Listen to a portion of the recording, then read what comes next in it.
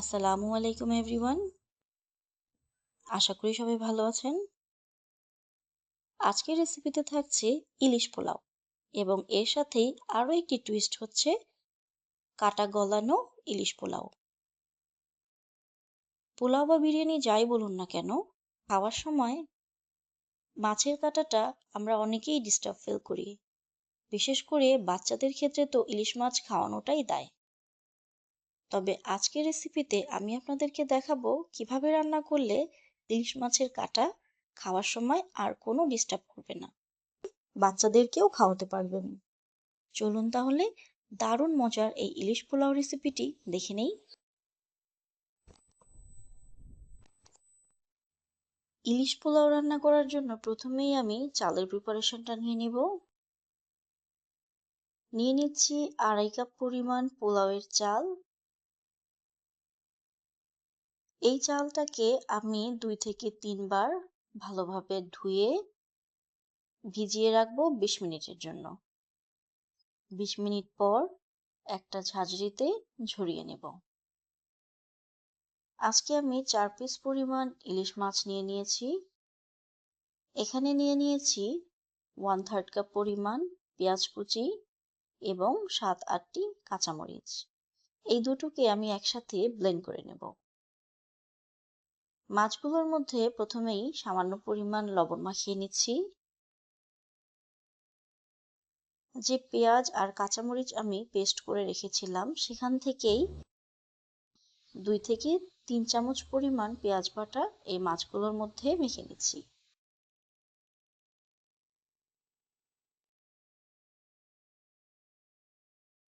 মাখানো হয়ে গেলে এগুলোকে এবার আমি একটি প্রেসার কুকারে নিয়ে নিচ্ছি।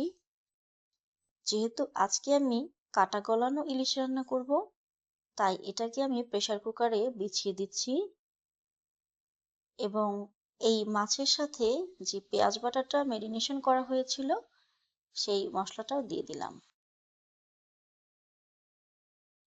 দিয়ে দিচ্ছি 2 টেবিল চামচ পরিমাণ সয়াবিন তেল এবং 1/2 কাপ পরিমাণ পানি। এবার এটাকে রান্না করব সর্বোচ্চ হিটে 2টা হুইসেল আসার আগ পর্যন্ত। প্রায় 4 থেকে 5 মিনিটের মধ্যে প্রেসার কুকারে 2টা হুইসেল চলে এসেছে। চুলার ফ্লেমটাকে কমিয়ে দিয়ে লো হিটে রান্না করব 20 মিনিটের জন্য। 20 মিনিট পর চুলাটা অফ করে দিয়েছি এবং অপেক্ষা করছি প্রেসার কুকারটা সম্পূর্ণভাবে ঠান্ডা হওয়া পর্যন্ত। এই পর্যায়ে ইলিশ মাছটা পুরোপুরি সেদ্ধ হয়ে গিয়েছে এবং এর কাঁটাগুলো একেবারে মোলায়েম হয়ে গিয়েছে, যা মুখে দিলেই মিলিয়ে যাবে। পোলাও রান্না করতে চলে যাচ্ছি। একটি প্যানে দিয়ে দিচ্ছি 1/3 কাপ পরিমাণ রান্নার সয়াবিন তেল। দিয়ে দিচ্ছি 2টো এলাচ এবং 2 টুকরো দারচিনি। পেঁয়াজ কুচি দিয়ে দিচ্ছি 2 টেবিল চামচ। বাকি পেঁয়াজ এবং কাঁচামরিচের পেস্টটা দিয়ে দিচ্ছি।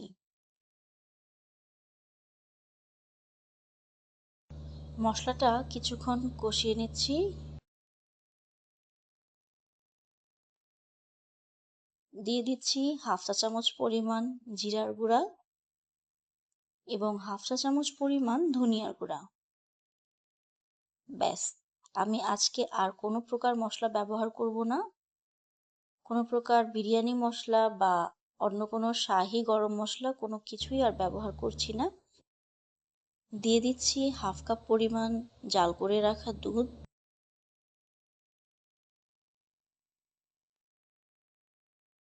পেঁয়াজ বেরেস্তা দিয়ে দিচ্ছি 1/3 কাপ। যেহেতু আজকে আমি কোনো প্রকার বিরিয়ানি মশলা বা শাহি কোনো গরম মশলা ব্যবহার করব না, এই পুরো রান্নাটাতেই পেঁয়াজের পরিমাণটা একটু বেশি লাগবে।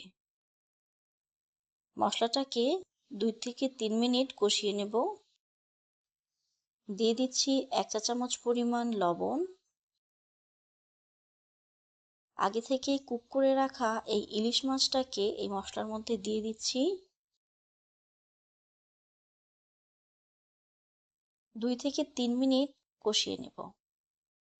দিয়ে দিচ্ছি প্রেসার কুকারে কুক করে রাখা সেই ইলিশের ঝোল।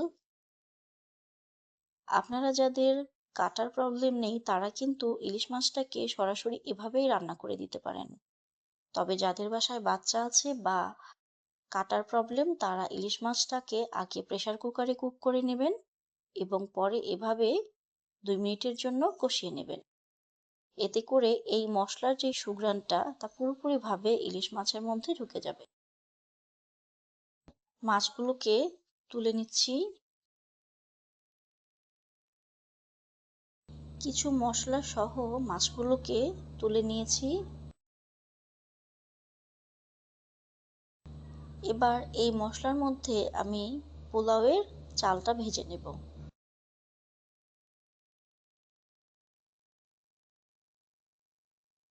চুলার আঁচ মিডিয়াম হিটে রেখে অনবরত নেড়ে চেড়ে এই চালটাকে আমি ভেজে নেব 5 থেকে 7 মিনিটের জন্য।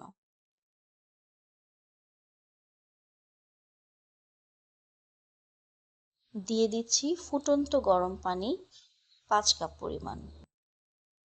যেহেতু আমি 2.5 কাপ পরিমাণ চাল নিয়ে নিয়েছিলাম তাই আমি 5 কাপ পরিমাণ পানি দিয়ে দিচ্ছি।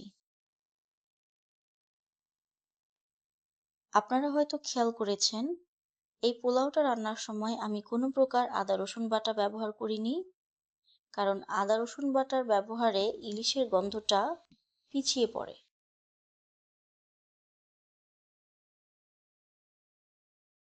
দিয়ে দিচ্ছি 1.5 চা চামচ পরিমাণ লবণ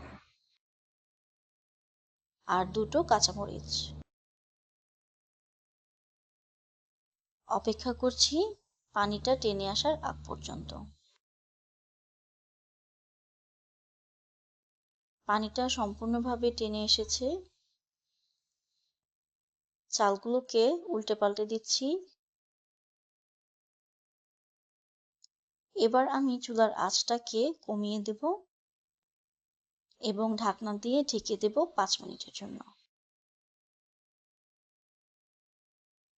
5 মিনিট পর চালটা প্রায় 90% সেদ্ধ হয়ে গিয়েছে। এবার মাঝখান থেকে সরিয়ে আমি একটি স্পেস করে নিচ্ছি এবং মাছগুলোকে খুব সুন্দর করে বিছিয়ে দিচ্ছি। এই কাজটা খুব সাবধানে করবেন যেহেতু মাছগুলো কুক করা, যেন ভেঙে না যায়। মাছগুলোকে বিছিয়ে দিচ্ছি এবং মাছের সাথে থাকা সেই মশলাটা দিয়ে দিচ্ছি। সামান্য পরিমাণ পেঁয়াজ বেরেস্তা দিয়ে দিচ্ছি। এবার বাকি চালগুলো দিয়ে মাছটাকে কভার করে দেব এবং ঢেকে রান্না করব আরো 10 মিনিট। এই পর্যায়ে কিন্তু চুলার আঁচ একেবারেই লো করে দিতে হবে। 10 মিনিট পর পোলাওটাকে আমি সার্ভ করে নেব।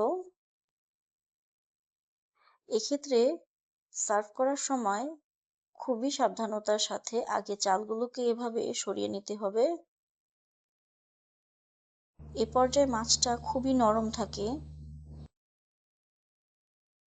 মাছগুলোকে একটা সাইডে তুলে নিচ্ছি।